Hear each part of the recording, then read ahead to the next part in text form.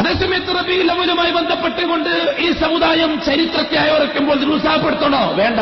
എന്തുകൊണ്ട് വേണ്ട? റബീഉൽ അവ്വൽ മാസം അഷ്റഫുൽ ഖൽഖിന്റെ വ്യക്തിത്വവുമായി ബന്ധപ്പെട്ട മാസമാണ്.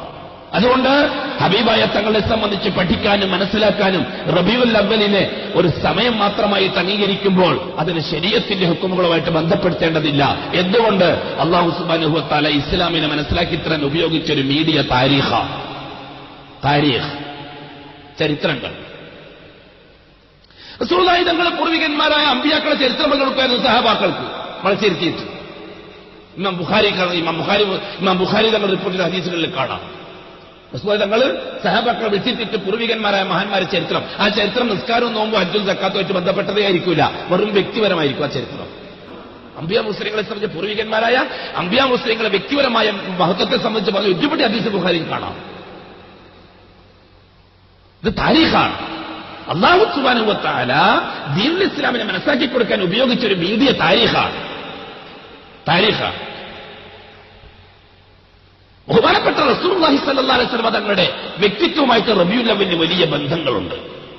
അഷ്റഫുൽ ഖൽഖിന്റെ വ്യക്തിത്വം വിശദീകരിക്കാനും നബി തങ്ങളുടെ ബാല്യകാല ചരിത്രങ്ങളും മറ്റും വിശദീകരിക്കാനും പറ്റിയത് റബീഉൽ അവ്വൽ മാസമാണ്. എന്തുകൊണ്ട്?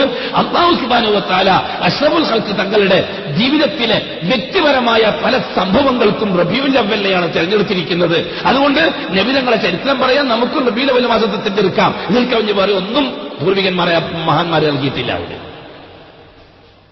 റബീഉൽ അവ്വൽ വാഴ നടക്കുമ്പോഴോ റബീഉൽ അവ്വൽ നബി തങ്ങളുടെ മതകൾ പറയുമ്പോഴോ റബീഉൽ അവ്വൽ പറയുമ്പോഴോ നമ്മൾ നബിയെ ശുദ്ധം കുഫ്റുമാക്കേണ്ട ആവശ്യമില്ല.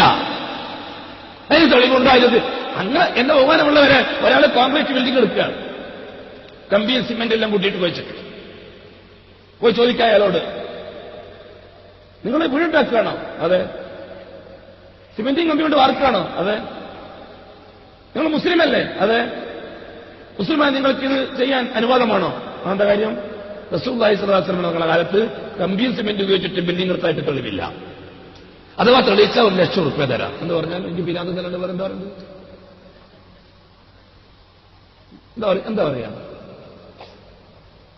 എന്റെ ബഹുമാനം സാന്ദർഭികമായിട്ട് ഒരു കാര്യത്തിന് വേണ്ടി ജായിസായ ഒരു കാര്യം ചെയ്യുന്നു, അത്രയേ ഉള്ളൂ. റബീഉൽ അവ്വൽ മാസത്തിന്റെ തെളിവറയില് എല്ലാം ഉൾട്ടയാക്കിയിട്ട് ഉമ്മത്തിനെ നരകത്തിലേക്കാക്കും ചെയ്യണ്ട. അത്രയേ ഉള്ളൂ ഈ വിഷയം. ദുൽഹജ്ജ് പോലെയോ മുഹറം പോലെയോ റമദാൻ പോലെയോ പരിഗണിക്കുന്നേ ഇല്ല ഉലമാക്കൾ റബീഉൽ അവ്വലിനെ. ഇത്ര വലിയ ഉൾട്ടയാക്കാനൊന്നും ഇല്ല. ഇത് നാടായ നാട് കുറച്ചും നബിദിനം ബഹിഷ്കരിക്കുക, റബീഉൽ അവ്വൽ ബഹിഷ്കരിക്കുക.